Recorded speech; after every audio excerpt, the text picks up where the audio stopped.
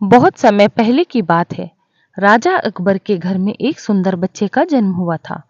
राजा अकबर अपने शहजादे से बहुत प्रेम करते थे। एक दिन उनके मन में ये विचार आया कि शहजादे को दुनिया का सबसे सुंदर बच्चा घोषित कर दिया जाए। राजा अकबर ने दरबार लगाया और दरबार में सभी मंत्रीगण को बुलाया। राजा अकबर शहजादे के साथ दरबार में पहुंचते हैं। शहजादे उनकी गोद में खेल रहे थे, जिसे देखकर दरबार में मौजूद हर कोई शहजादे की तरफ देखकर ये कह रहा था, शहजादे दुनिया के सबसे सुंदर बच्चा है। राजा अकबर ये सुनकर बहुत खुश हो जाते और कहते, आज से शहजादे को दुनिया का सबसे सुंदर बच्चा घोषित कर दिया जाए। राजा अकबर की बात पर सभी मंजूरी देते हैं सिवाय बीरबल के। राजा अकबर बीरबल से पूछते हैं, तुम क्यों चुप हो? तुम्हें इस बारे में क्या कहना है? बीरबल कहते हैं, गुस्ताखी माफ हो जहांपना, शहजादा सुंदर बच्चा है, लेकिन मेरे ख्याल से शहजादा दुनिया का सबसे सुंदर बच्चा नहीं है। अकबर कहते हैं, तुम्हारे कहने का मतलब है कि शहजादा सुंदर नहीं? कैसे? बीरबल कहते हैं, मेरे कहने का मतलब ये नहीं है कि शहजादा सुंदर नहीं है, लेकिन दुनिया में और भी सुंदर बच्चे होंगे। अकबर कहते हैं, बीरबल अगर ऐसी बात है तो तुम उस बच्चे को हमारे समक्ष लेकर आओ जो दुनिया में सबसे सुंदर बच्चा है। हम भी उसे देखना चाहते हैं। बीरबल कहते हैं, मुझे कुछ दिन का वक्त दीजिए, मैं उसे ढूंढकर आपके समक्ष ले आऊंगा। कुछ दिनों के बाद बीरबल बच्चे की खोज करके दरबार में आते हैं। बीरबल को दरबार में अकेला देखकर अकबर बहुत खुश हो जाते हैं और कहते हैं, तुम अकेले क्यों आए हो? इसका क्या मतलब है कि तुम्हें शहजादे से ज्यादा सुंदर बच्चा नहीं मिला? बीरबल कहते हैं, जहांपना मैं सबसे सुंदर बच्चा खोज लिया है। अकबर कहते हैं, अगर बच्चा मिल गया है तो तुम उसे दरबार में क्यों नहीं लाए?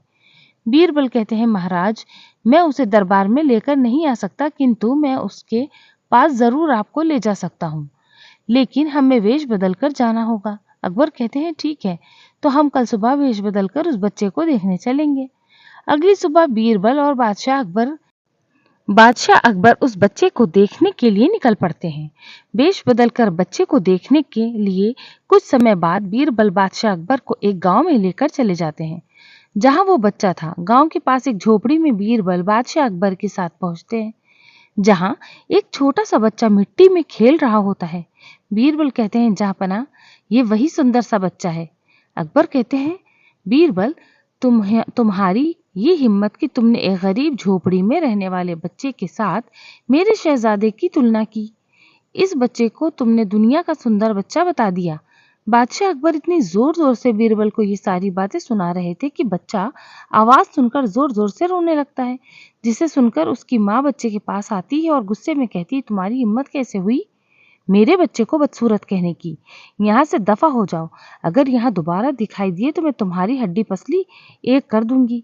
इसके बाद वो माँ अपने बच्चे को गोद में लेकर बच्चे को प्यार करने लगती है और कहती है, मेरा राजा बेटा, मेरा बच्चा दुनिया का सबसे सुंदर बच्चा है, मेरा बेटा सबसे प्यारा और सुंदर है। बीरबल कहते हैं, महाराज आपको सब समझ में आ गया होगा कि मैं क्या कहना चाहता हूँ। अकबर कहते हैं, बीरबल मैं अच्छे से समझ गया कि तुम्हारा क्या मतलब था। बीरबल कहते हैं, महाराज हर बच्चा उनके माता पिता के लिए दुनिया का सबसे सुंदर बच्चा ही होता है। मैं बस इतना कहना चाहता हूँ कि आप शहजादे को अच्छी तालीम दें और चापलूसी से दूर रखें। अकबर कहते हैं, बीरबल तुम वाकई मेरे सच्चे मित्र हो, अच्छे हितैषी हो, तुम वफादार हो, मेरे से बिना डरे सच कहते हो और मेरी आंखें खोल दी। तुमने फिर साबित कर दिया कि तुम वफादार हो और हमारा और राज्य का भला करना चाहते हो। हमें इस कहानी से ये शिक्षा मिलती है कि चापलूसी से बचकर रहना चाहिए और सच बोलने वालों पर भरोसा करना चाहिए। इतनी समझ रखो कि कौन चापलूसी कर रहा है और कौन हितैषी है। इसके अलावा कभी अपने ओहदे या किसी चीज का घमंड नहीं करना चाहिए।